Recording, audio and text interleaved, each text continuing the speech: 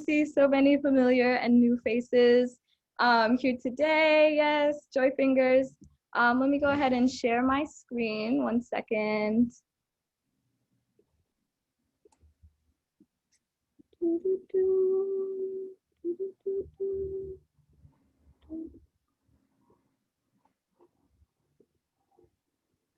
So the foundation of today's talk is going to be guerrilla theory. And this is a framework I've been working with for the past couple of years, but have recently articulated. And the whole concept behind guerrilla theory is embracing theory that is fugitive of academia.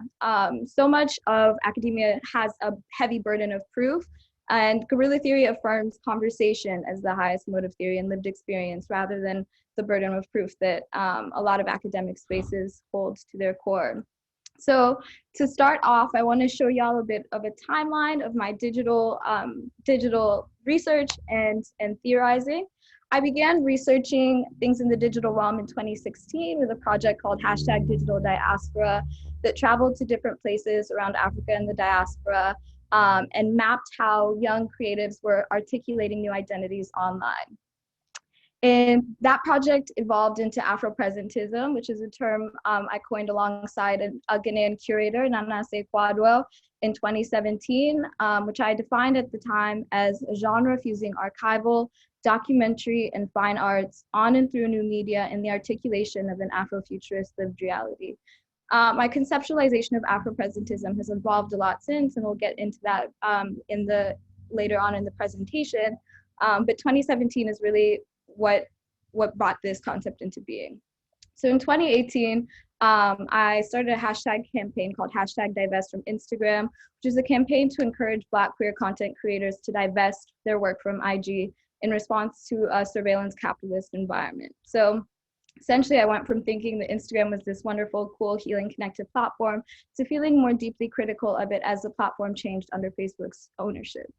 And then in 2019, after attending a talk by Olivia M. Ross, who I'll quote later on in this presentation, some of my techno pessimism was transformed into data healing, which is a matrix of relationships and emotive aspirations that seeks to illuminate the intersections between technology, nature, and spirituality. So going back to Afro-presentism, this is a slide from a presentation that I gave at the 2018 Instagram conference at Middlesex University that was entitled Time Traveling Desire and Reservoir Knowledge in the Digital Diaspora, the Healing Aesthetics of Afro-presentism on Instagram. So this is really looking at how these creatives in the different places that the Digital Diaspora Project went to were mobilizing their social media platforms and really articulating a new genre as a result. So this is another screenshot of that. And at the time, I was thinking a lot about how Instagram was fusing a lot of different genres. So we see a lot of the Afrofuturist aspirations of connectivity and like Black futurism being embodied through new media. A lot of this research was pulling from, or rather born from, an engagement with Kodwo Ishunsworth. So he wrote in 2005, "Imagine a team of African archaeologists from the future, some silicon, some carbon, some wet, some dry, excavating a site, a museum from their past, a museum whose ruined documents and leaking discs are identifiable as belonging to our present, the early 21st century. Sifting patiently through the rubble, our archaeologists from the United States of Africa would be struck by how much Afro-diasporic subjectivity in the 20th century constituted itself through the cultural project of recovery. In their age of total recall, memory is never lost, only the art of forgetting. Imagine them reconstructing the conceptual framework of our cultural moment from those fragments. What are the parameters of that moment, the edge of that framework?" And this passage really stuck out to me because I was thinking like, wow, we really are living in this age of total recall. And looking at how different creatives were engaging with that and responding to that in their art, I realized that there is this archaeology that's happening in the digital terrain, not as a futurist aspiration, but as an embodied lived reality. So I was looking at different posts from creators. This is from a platform called The Crawl, and thinking about how people are really conjuring their ancestry online. I think between 2016 and 2018, there was a renaissance of people who were using these social media platforms to excavate things from the past, bring them into the present, and archive them from the future. Since then, though, my conceptualization of Afropresentism has evolved. So it began as thinking about this hybrid fusion genre, and it's evolved into something that I would call more encrypted. This is an excerpt from an interview I did with The Crawl, the platform featured on the last page. It says, Afropresentism is you channeling your ancestry through every technology at your disposal. Meditation, conversation, love, the web, and turning absolutely everything into a portal that takes you precisely where you need to be in this moment toward the next, until finally, the space between the dream and the memory collapses into being your reality now. So going back to some of this archival work that people are doing on social media, I was looking at two main platforms. So that's Sunu Journal and The Crawl. And these are platforms that are dedicated to archiving different components of Black culture, pulling from the archives, featuring current artists, and also just featuring documentary work. And I think that the work that this does, I think it's more than a genre, actually. These are people who are synthesizing new expressions of their identity and bringing forth new visions of Blackness in this digital chronopolitical terrain. And to me, I think of this as archaeology, as cultural archaeology. To summarize, Afropresentist aesthetics on Instagram capitalize on self-publishing to challenge the erasure and misrepresentation of Afro-diasporic cultures. A big component of the digital diaspora research was realizing that Google is not a reliable source for this cultural archaeological work. It's very much so informed by the hegemonic structures of white supremacy, capitalism, etc. And so social media becomes this arena where Black people and diasporic people are able to write their own narratives and articulate new identities. As well as you see in the last pages with Sunu Journal and The Crawl, they're really kind of alchemizing this technology of Instagram to navigate the age of total recall and create archives for the future. However, I think another key component to the evolution of Afropresentism from being a genre to something more encrypted is seeing the ways that Black aesthetics are co-opted underneath the regime of surveillance capitalism. So around 2018, I began being significantly more critical of platforms like Instagram, specifically thinking about how corporations would leech off of the work of Black creatives in this space and seek to monetize them through advertising campaigns, through the theft of language and posturing, a wide range of surveilling interactions. So from there, so from digital diaspora and Afropresentism came Divest from Instagram. This was an aspirational exodus that I started embarking on when I realized that the algorithm would de-promote posts that had more revolutionary themes. So these platforms are geared to really pull out the vanity from within us. And so when people do begin utilizing these platforms for more than just archiving their culture or their looks, the algorithm is not in favor of that. So with Radical Love Consciousness, we began doing these Reflect to Revolutionize workshops in which we were really dreaming what more liberatory social platforms could look like. And we'll get to that a bit later in the guerrilla theory / Q&A component in the second half. But I was thinking a lot about what it would look like if all Black queer content creators left Instagram. And I think especially, since Facebook has acquired Instagram, the usership of that platform has skyrocketed. And so it feels really foreign to even think about abandoning such a platform. But as we dig deeper into the ways that these platforms excavate and mine culture from Black communities and queer communities and the intersection of those two, this aspirational exodus becomes more urgent.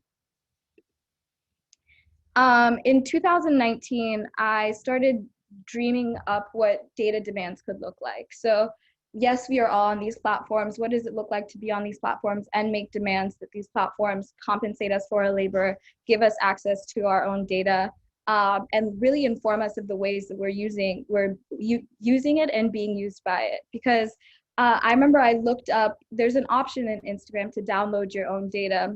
And so I did that, but what you're given is there's glaring holes in it. It's a very surface level data profile of your engagement, the posts you've shared, the messages you've exchanged, and it's only a small fraction of the actual data that these platforms really mine from us. Around this time, I was also exposed to Data for Black Lives. And the founder of that platform gave a keynote address in January of 2019 called Abolish Big Data. And I was deeply moved by this concept, right, of moving the work of abolition into the digital realm and really standing up as a digital proletariat to reclaim our own information and to kind of move the needle on what Yeshi calls an ideological regime. Enter 2019. So as I mentioned, I attended a class taught by Olivia Ross, and it was entitled Neo-Cyberfeminisms. And in this workshop, Olivia said, data trauma is a real thing. That was a really landmark moment for me because I'd never thought about articulating the experiences and frustrations that I had with social media as trauma. And so I started to think, if we have data trauma, we must also have data healing. If we're living in a predatory surveillance capitalist environment on social media, what does it look like to also pursue our own healing in relationship to these devices and these platforms? So data healing emerged as a matrix of relationships, connections, and aspirations that are really thinking about re-indigenizing our relationships to these platforms. This is just a screenshot from one of our pages. At the top right here, you'll see a climate correction browser that was coded by a member of Radical Love Consciousness, Layla, and it takes some of the language, like instead of saying environment, you'd name it the living planet. Instead of saying natural resources, we say the Earth's fabric. So that add-on really, I think, in having this guerrilla theory of data healing, it's been a project of finding these add-ons that create paradigm shifts in our thinking and our relationship. Around that time, re-indigenization, which we'll talk about more in the Q&A. Around that time, I started digging deeper into how nature provides a fabric for the internet. I think a lot of the time we think that technology is an exclusively Western concept, and we forget the ways in which nature has been the blueprint for all of these. So this is an article from BBC Earth that speaks about the internet of fungus that lies beneath the surface of the earth.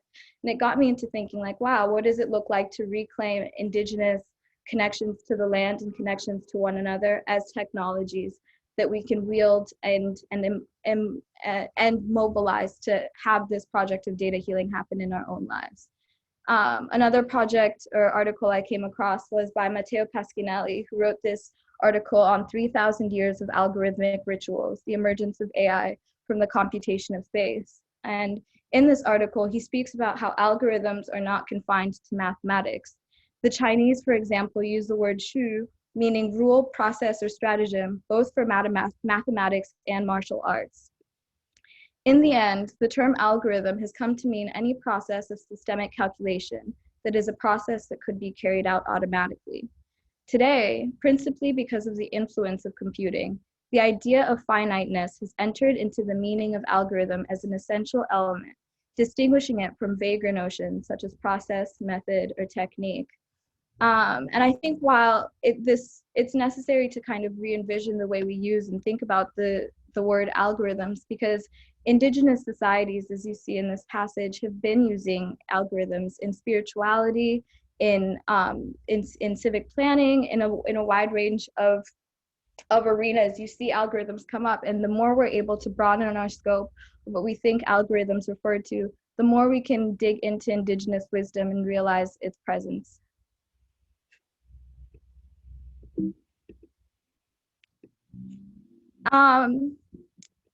So pulling from re-indigenization, something I was thinking about is like, how can I heal my relationship to social media, not just as being this platform where you like self-flagellate, but that you create a platform that you create a deep archive on that can really hold your memories and serve as a modicum of your own growth. So I pose this question to myself, and I'll ask it to you as well. If your great great grandmother had an Instagram, what would you want to get to know about her through it?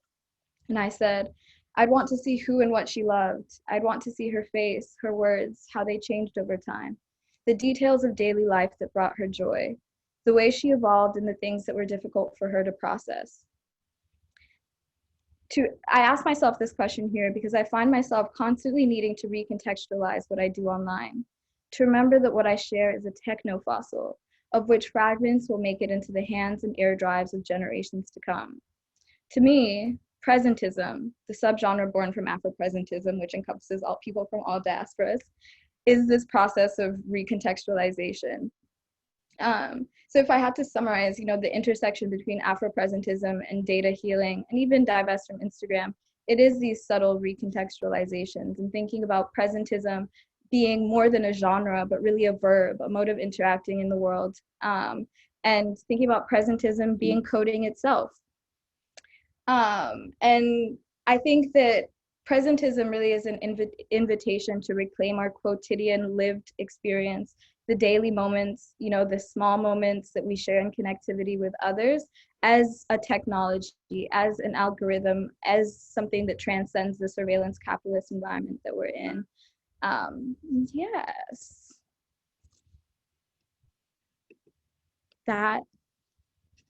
Oh, I'm seeing the chat now. But yeah, so that is kind of the summary of the evolution from digital diaspora to Afro-presentism. I'm excited to talk with y'all a bit more. Yeah, thank you so much for your time. Thank you, Neema. Yeah, so I just want to open up the floor to allow people to use the chat or to raise your hand to ask Neema some questions about some of the topics that she just shared with us. You can raise your hand by clicking participants at the bottom of the window. And when you click on participants, it should pop up like a panel on the right side. And at the bottom, you should have the option to raise your hand.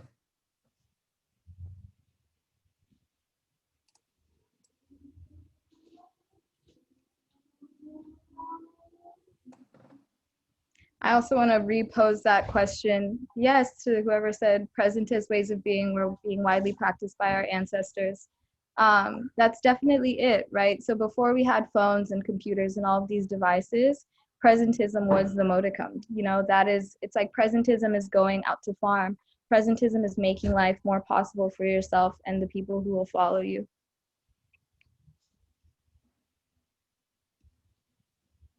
Oh, looks like we have one hand raised. Okay. Hello. Hi. Hello, Neema. Big fan of your work. I wanted to ask, I was thinking about what you were saying about looking at your grandmother's Instagram and like looking at us as these techno fossils. And I'm wondering, have you thought about, or are you participating in some kind of material archiving of your digital presence? And I'm wondering, what does that look like for you?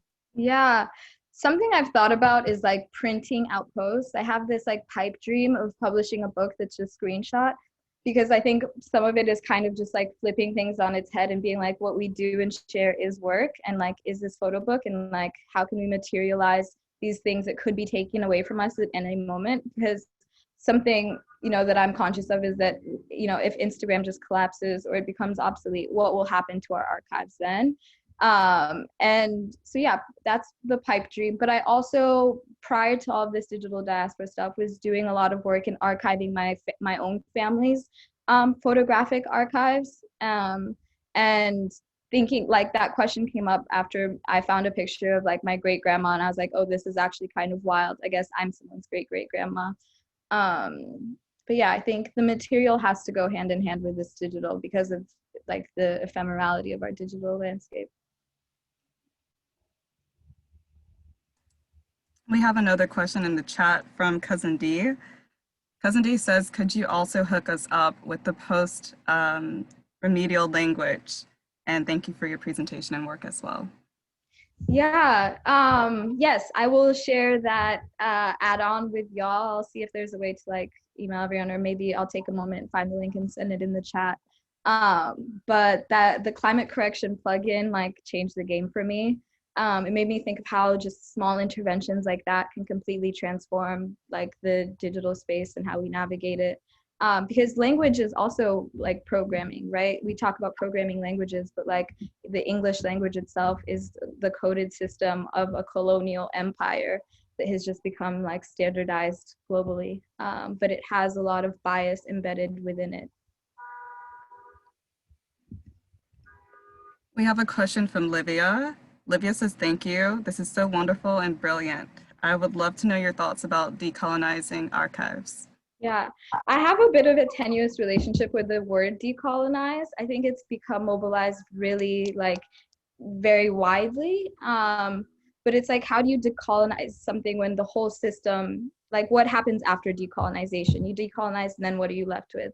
I think that's why re-indigenization is such a core part of my thinking and practice, is because, you know, the archive itself, as we've come to see it, is a colonial method. Like, for example, when I go to the National Archives in Kenya, our whole archives is like from British colonial administration and their categorization and documentation of our cultures and their own rule, etc. So I think in terms of I would frame it as re-indigenizing the archive. And I think my thinking around that is that the body is the ultimate archive. And so finding ways to engage and like perform search functions within the body, think about how the body stores certain memory, thinking also about like nature as being an archive, like how do we create archives just by like interfacing with the soil and the water, and like thinking the archive is not just like paper, or it's yeah, a different structure altogether.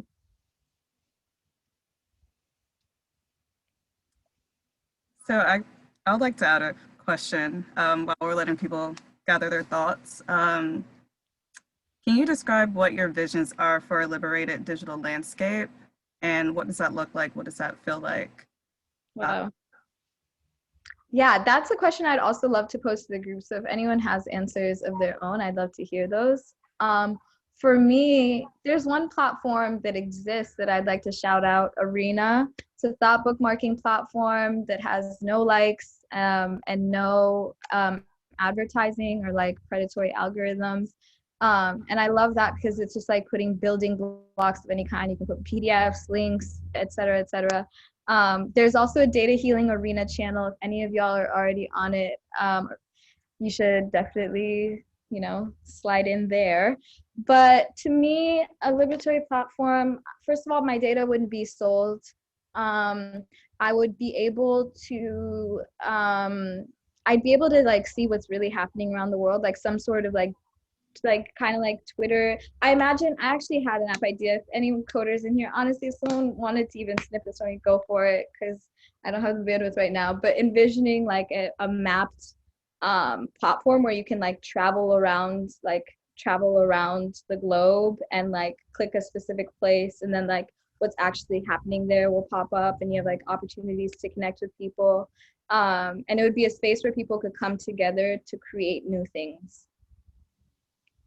I love that. I'm just like envisioning that in my mind right now. Yeah. And it wouldn't be overstimulating.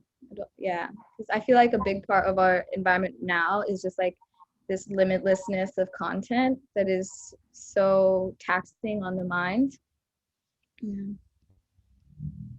Cousin D has another question. Could you talk about how we might approach forming new practices, collectives, as Indigenous people? My ancestors were enslaved in the diaspora. Through the colonial pedagogy, we are not encouraged to think of ourselves as Indigenous, let alone as an autonomous collective of people. Wow. First of all, bars. I think a lot about how Blackness and Africanness is like peeled away from indigeneity, and I think about how a lot of that is very intentional. Like specifically in America, indigeneity, it's like the opposite. There's like the concept of blood quantum applies to indigeneity, where you have to have, you know, XYZ to be classified as indigenous. Whereas for blackness, it's like the one drop rule, and then you're black. You're all black and nothing but black. Um, and so I think, yeah, like Black people and African people being like, we are the original people of Earth, so that indigeneity is inherent. I'm trying to remember what the beginning. Oh, how we can like think about indigenous spaces was the first half of the question.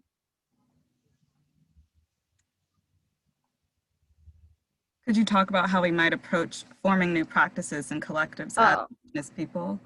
yeah. Um, I think one, taking care of ourselves so that we survive, like doing what we need to feel good. That's a big part of presentism, is like, what are the actions and practices that can most sustain like our abundant living? And yeah, just fostering like trans interdiasporic indigenous solidarity. And like, I think there's a big pipe dream, a collective pipe dream right now, is like having communes and living off the land. And I think that's a big part of re-indigenizing too, is like forming forming pods of people who are like tending to land in a specific place, and like having that be the way that we commune with each other.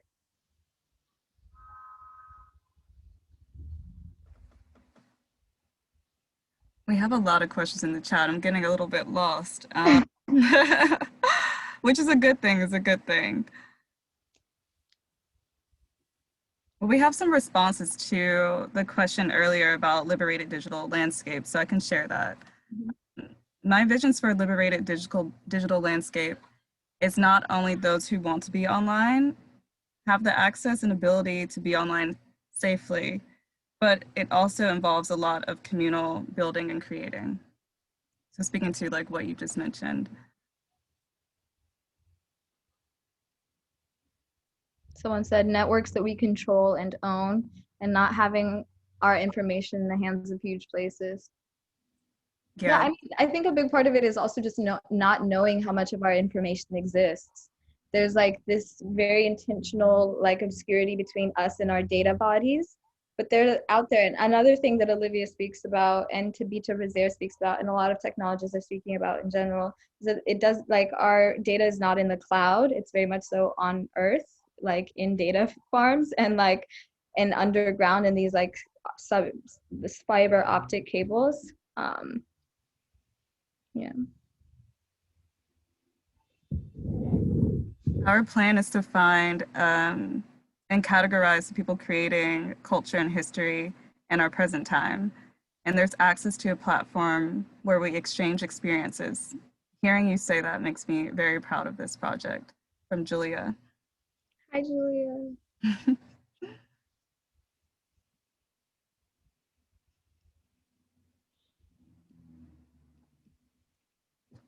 So I want to ask another question. I was wondering if you could speak more about divesting from the internet. Hashtag divest from Instagram. Yeah. You could explain to us this process and what it's like and how it relates to data healing. Yeah. Honestly, Divest from Instagram was a campaign I started thinking a lot about digital health.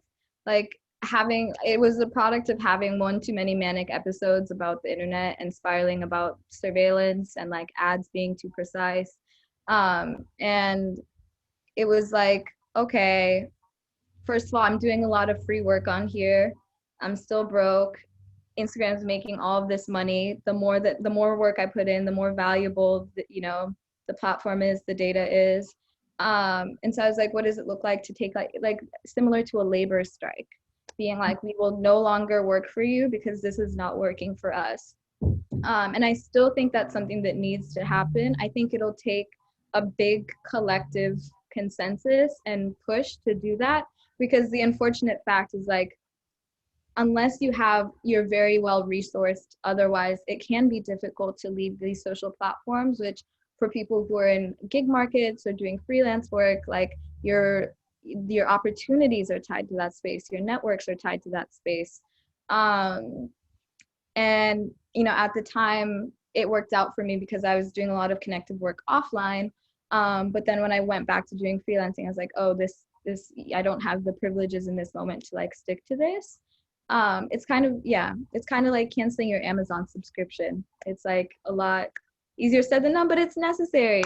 So I think divest from Instagram is still an exodus I have aspirations towards. I think like if a collective of people come together and like collectively make data demands and like have a plan for where to migrate after Instagram, I think it's very possible and necessary. And I think there's a big public reckoning right now with that. Like, I know the Social Dilemma documentary is really big right now, and a lot of people watch that and kind of spiral. And I'm like, are like, oh my goodness, what are we doing? Like, I need to get off.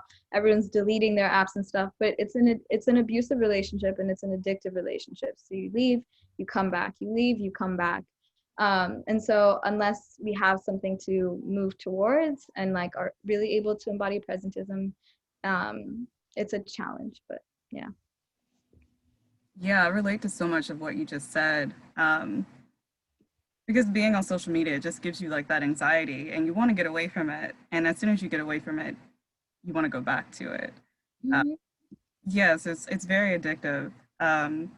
And like it makes me think that like some type of movement to divest from Instagram or just like social media in general. And like you said, thinking about like what do we do after that? So like maybe it's like doing the like collective work of okay, if we're going to leave Instagram, then like we need to like come together to build something that is more communal that benefits, you know, us as freelancers Yeah. instead of extractive. Yeah, I think the T is because like I was saying earlier, I had an app idea and I was really gonna like go forward with this app idea, but then I realized what good is an app if the hardware is itself is also like programmed into this kind of colonial matrix. And I feel like that's where re-indigenization like enters the chat again and is like we have to change our tastes. That's something that Mandy Harris Williams speaks about a lot. And we have to like kind of heal these patterns of addiction and allow ourselves to be stimulated by like small nourishing things like your plant growing or like you know a moment that you have with a friend. Yeah, there's someone else's work that I've learned a lot from and like tried to include in all of this, and his name is Jaron Lanier. And he was a co-founder of virtual reality, and he speaks about social media as a behavioral modification empire, which I think is super spot on and like really resonates. Like a lot of data healing is remedying that behavioral modification and like reprogramming our tastes and desires. So what's like an entry point for data healing? If I'm starting today, day one, Yeah. and I want to detox, but I know that I can't just like unplug myself 100% um, Mhm. and go like, you know, cold turkey. Um, what's my step one? What do you suggest? This is a hard one to answer. I mean, really just learning more. I think the more you know, the better you can act. Step one, go look up arena.com/data healing. Dig into the stuff that's in there. Dig into Tabitha Razer's work. She has this piece, all right. Oh, I love, yeah, really Title. good work. Yeah. She speaks about electronic colonialism, um, just finding ways to nourish yourself and input things that are outside of these apps, I think is one step. But I'm still working on what that step looks like for myself right now. I think right now data healing exists as a loose conceptual framework and like a matrix of aspirations. Just even putting those two words, data and healing, together, I think is the first step. Like really journaling. I'd pose this question to the group, like what does data healing mean to you? Like what comes up when you hear data trauma and what comes up when you hear data healing? Because a lot of it is just like guerrilla theory. Like we have to have conversations about what these two terms mean to understand how we each experience them. Yeah, that's real. It like reminds me of an exercise that I did yesterday with a few other people, and we were speaking about like, yeah, how do we heal? How do we break and heal? And just like writing down terms that came to mind, um, and then finding a way to realize that. And I think that's what's so inspiring about your work is that it's practice, like, you know, like you are practicing it in real time. um I feel like there's this like notion of like, okay, if I'm a practitioner, if I'm like, you know, theorist or an artist, then like I have to develop this body of work and then present it. But you're like, no, this is how I am, who I am, real time, like we're doing this, like you come be a part of it too, like, Yeah. oh. I feel like thank you so much for saying that. I feel really seen by that, because a huge part of my practice is like abandoning the concept of expertise and being like just very curious about how other people are experiencing things that I happen to be thinking about, just sharing like, oh, this is on my mind, like what are we all feeling? Um, yeah, because I think theory cannot be a stagnant body. It's really interesting doing this guerrilla theory work. I've very intentionally actually not written about Afropresentism. I feel like writing is very stagnant, and I've been thinking like re-indigenizing theory is like oral history. Like that is how we theorized and remembered. And so I love opportunities like this to literally just chat with people, because I don't have a big thesis to present. I'm just like, this is what's on my mind. I lived these things. I know them to be true in my experience. Like, what does your experience tell you? How can we connect the dots together? Um, but yeah, I really am actually curious. What is data healing to y'all? Like, what does that, or data trauma? But talking about trauma makes me sad. So Right. Well, maybe we could just do like another activity, but in the chat this time. I feel like that whiteboard was like a little bit too confusing. So yeah, we can just like ask that in the chat and give people a few minutes to respond.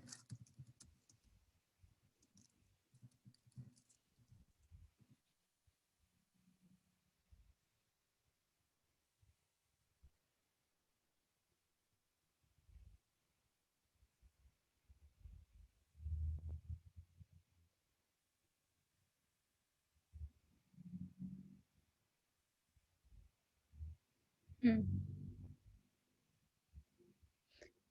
Yes, everyone is responding. Another like kind of framework point is, what is data? Like that's a term I think that is used a lot that we don't always have a clear understanding of. Um, I I define data as the sum of everything. It is the sum of all of our stimuli, and emotions are data. Like senses are data. Um, I think blowing up what data means and defines and refers to also informs thinking like, okay, what is data healing? Let's see, data healing is really navigating the ways we interact and express ourselves, the way of using info as a way to share stories and build worlds about ourselves, our communities, and really feeling full in doing so. Neema, have you read the book Wayward Lives Into All Dimensions? Oh, wait. Another message just like came in. Beautiful experiments, intimate histories of social upheaval. I found out about it yesterday. No, I have not. I have not read that. I will add it to my long list of things to read. I feel you. I've read like one chapter um, of, yeah, Wayward Lives, Beautiful Experiments. And yeah, like I have a long list too, and I like keep saying like I need to come back to this, because like the one chapter I did read, I felt like it takes place like, you know, a few like several decades ago, but it felt like, you know, like it was still present time. And yeah, I can't do like a proper summary right now, so we're not going to get into that. But yeah, definitely recommend it, and for you and myself. Let's see. Data healing means returning to nature and gathering our spiritual strength, chi, and putting it into all dimensions, free from concepts, reflecting reality's universal harmony and natural forces. That part, yeah. Yeah, I think when I describe data healing, I describe it as like an endeavor to illuminate the links between technology, nature, and spirituality. And I didn't touch on spirituality as much during this talk, but I think that the spirit is a core part of this. It's like, how can we return to our shared spiritual like sense of connectivity, and like spirit being this thing that connects us in a way that we can't even fully like. It's like the supreme algorithm. um, And yet we have like these little moments of experiencing and feeling that, and those moments of harmony are data healing, because it's like healing all the information in our bodies, in the earth, and with each other.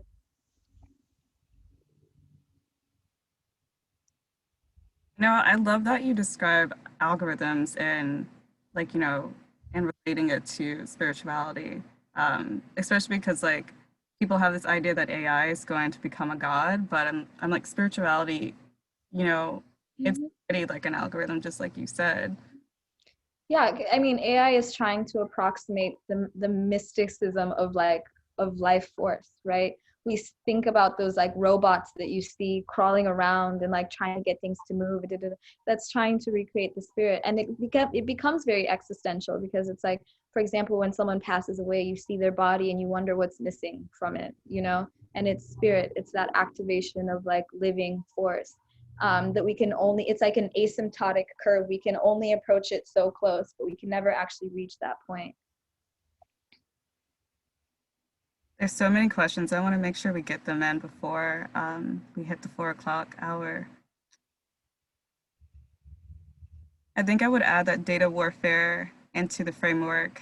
Trauma presents the possibility of metabolizing that trauma into wisdom.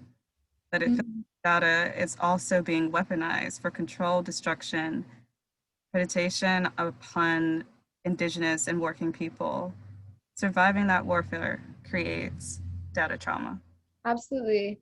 Another thing I think about a lot with data healing is that data, this concept of data being the new oil, like oil, the oil rush. It's like this, it's like black gold, you know, intangible gold. And it's just being mined and mined and mined and mined. But at what point does it become too much? It really is a warfare.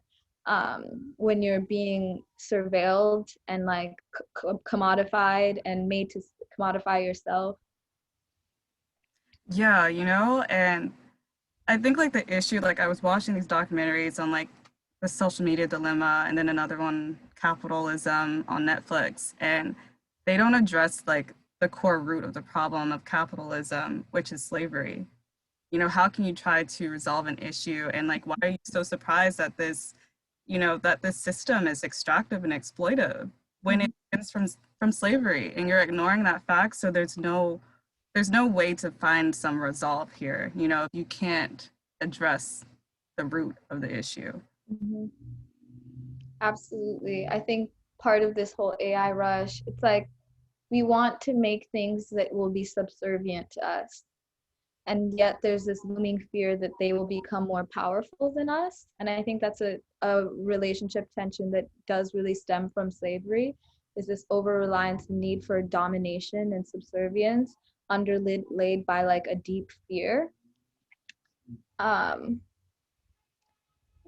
Someone said, I think we need to destroy the AI paradigm by creating fake data in order to discredit this theologized artificial unintelligence algorithmic inference. Bars. Yeah, I Bars. think a lot about just like, for those of y'all who watch the social dilemma or just are familiar with like the way that Google collects our data, think about making like really just being really hectic. So this was a phase I went through actually in divest from Instagram, is like, what does it look like to be present and to just like spam it, like data overload?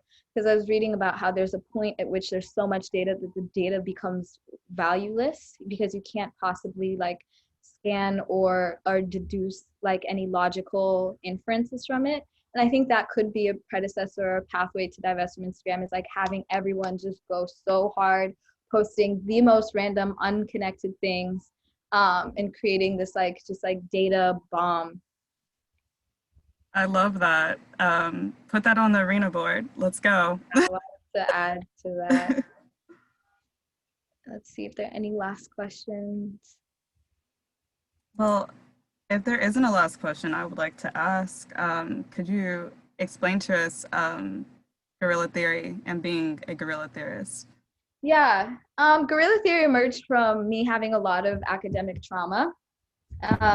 So when I was still in school, I was majoring in African studies and my like with an emphasis on art history, and everything that I was learning and exploring was like so colonial, and it wasn't living up to what I was seeing in my day-to-day life. I was like, this is very, very outdated. And like I was just in school learning about my own trauma over and over again, rather than like being able to dream new possibilities and like, having to write a paper about the depths of your cultural expression online and prove it to someone who doesn't really like see or resonate with that creates a lot of trauma. And so I was thinking about like, okay, the written word has been used to like really confine our thoughts and like create a hierarchy of knowledge. What does it look like to just reclaim conversation, conversations that specifically pulls from our own lived experiences as a form of theory? And I think, yeah, even as you see in this presentation, it's not like most presentations. I don't like just like, I don't know, I don't even know how to describe it. I much prefer the conversational elements. I think that it's an indigenous technology of like gaining wisdom. I know that that's how I learned about my family, my culture, speaking with my family. Speaking with my elders and speaking with my peers. Um, and so guerrilla theory is just like me trying to talk about the things I notice while being fugitive from like conventional academic spaces, which I think do recreate a lot of data trauma. Also, just abolishing like this right and wrong binary um, is a big thing. Like I feel like in guerrilla theory, there is ways to be wrong if you're being like violent and oppressive, but at large, just speaking from your own experience is a very like pure mode of engaging, and like being deeply attuned or like deeply listening to the lived experiences of others opens up a lot of possibility, I feel.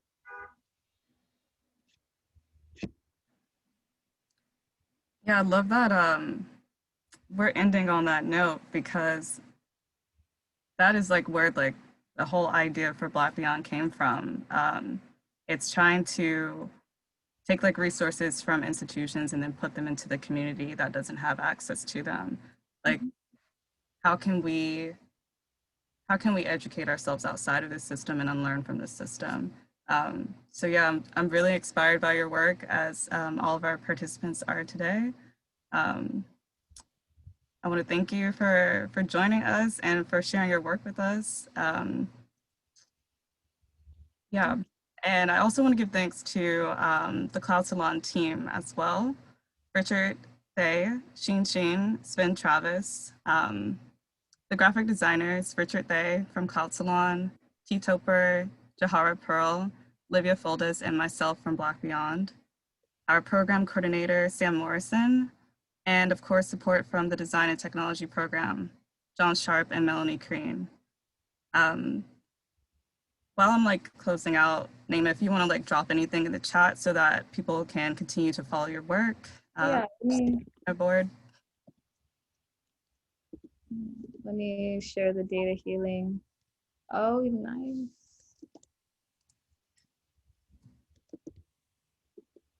Also, for those who are still here, don't forget to join us same time next Friday. Black Beyond and Cloud Salon invites Shawnee, Michael, and Holloway for an artist talk on the topic of queer and femme cybernetics. Oh, thank y'all so much for taking time out of your day to be here with us and like to share in the conversation.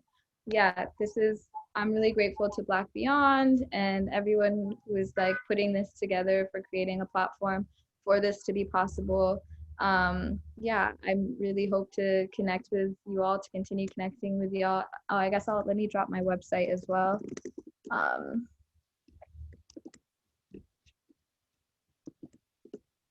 Yeah, thank you all so much.